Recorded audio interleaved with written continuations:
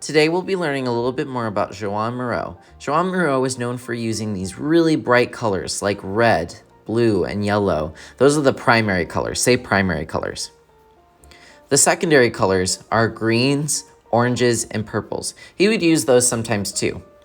They were really bright and then funky looking creatures. He's no longer alive, but we remember him today and we'll be inspired by him for our work.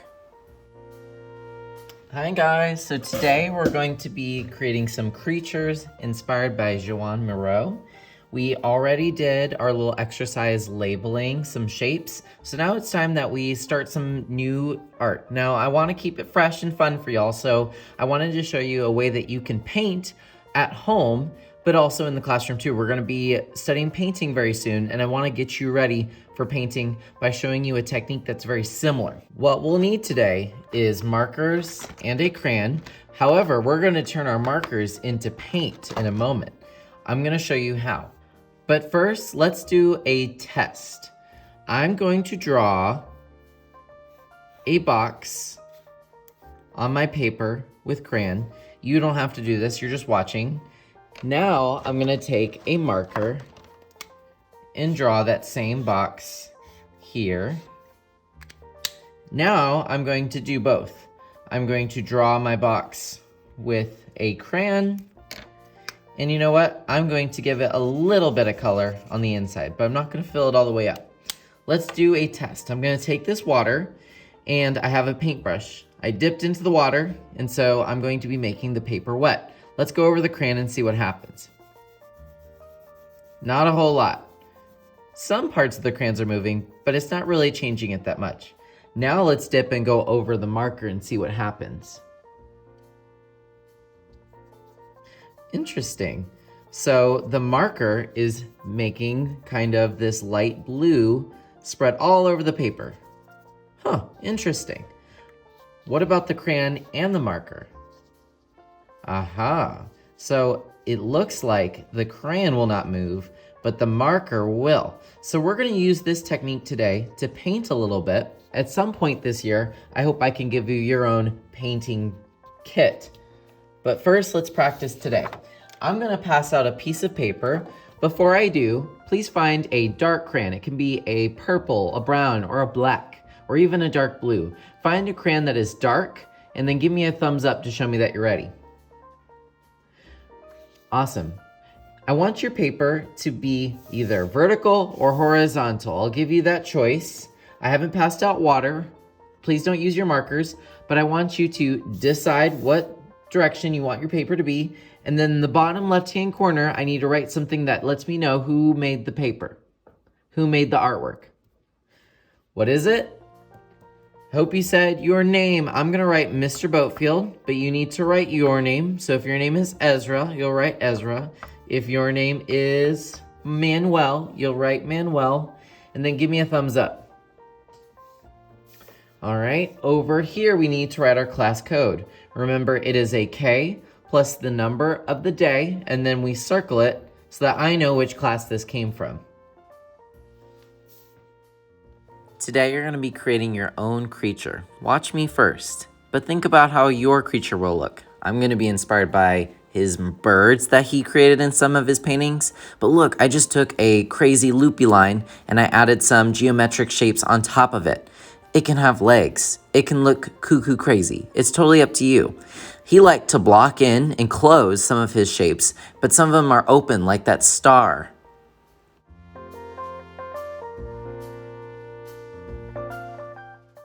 You guys have been learning all about shapes and line types in here. Now let's put them to use. And you don't have to stop at just the animal. You can do abstract designs on the outside of the animal too, just like I'm doing here with the star.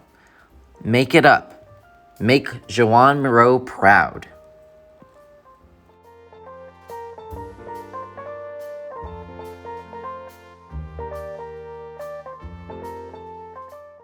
I'm going to set a timer for 3 minutes. We're going to take 3 minutes to design your own creature, and then we'll stop and then move on to the next step. Now we're going to get out our markers. Go ahead and get your markers out and give me a thumbs up. Awesome. So for some of your shapes, I want you to block it in with color. You can switch up the colors. Remember, he liked to use both primary and secondary colors. One thing I wouldn't recommend is putting two of the same color next to each other. I don't think that would give it a whole lot of variety. I want to search all over your paper like a map to find all the different varieties that you're going to choose.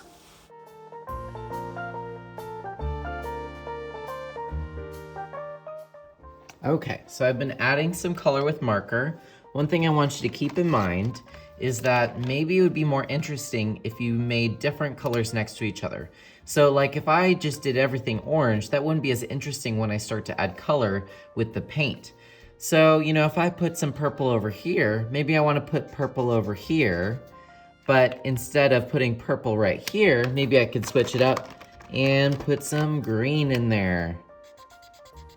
I want you to experiment with these combinations. Combinations mean things together. So I've been putting color inside the lines, but who says that all of your color has to be inside of the lines? Maybe I want to do a really bright star over here. And so I'm just going to skip putting it in the lines and just put some on the outside. All right, we'll spend about 2 minutes giving it just a little bit of color, and then we'll move on to adding water. Alrighty, y'all. I'm gonna come by and give your table a water cup, and then you'll be receiving a paintbrush. If I put the paintbrush on your table, do not touch it. Will you touch it? No, leave it alone. Mr. Paintbrush does not like a few different things. He does not like being dragged on the paper like this. He doesn't like it when you mess with his hair. He doesn't like when you pull on him. I should not see you do that, otherwise you won't be able to use him. He'll have to go and hide because he's afraid of you. When you're done watching directions, I will give you some water. What you'll do is you'll dip into the water, let it drip. You don't need a whole lot of water. And then you're gonna do light circles. And this should be very calming and relaxing for you. Give it some color. You don't have to stay inside the lines. Like up here, I put blue, but if I put water over it, maybe I can make the outside of this eye light blue.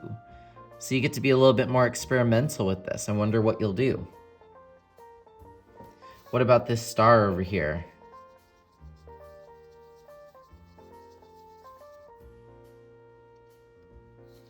What about over here, this yellow tail of this bird thingy?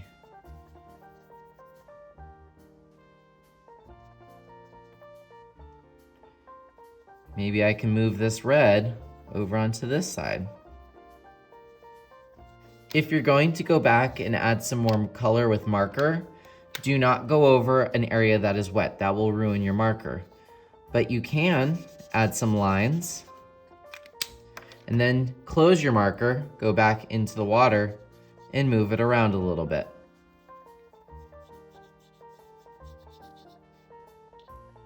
Like I said, be kind to the paintbrush. Don't push too hard. You want to go very lightly.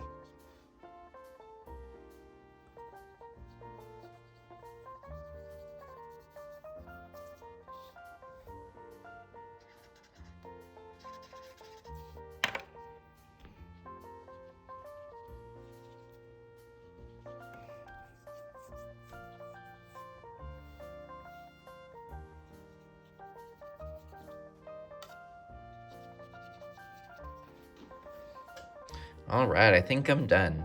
I'll set a timer for about 4 minutes so that we can add some color with the paintbrush. When we're done today, you're going to follow the green arrows and put this on the drying rack. Let's see, should I put it on the top or the bottom? Hope you said the bottom, and then use the green arrows to get back to your drying rack. Come over here, we're gonna do some free draw. While you are free drawing on the paper that you will take home, I'm going to pick up your water cup and your paintbrush. Your paintbrush should be in the water cup when I tell you guys to put it up. So when I say hands on top, that means stop. You're going to put your paintbrush in your water cup. I'm going to come by and pick it up, and you should be free drawing. Yes, yes? If you make a mess on the table or floor, it is your responsibility to clean it up. It's not a bad thing, but you need to make sure that you're responsible. To be responsible, you're gonna come over here. This is my sink.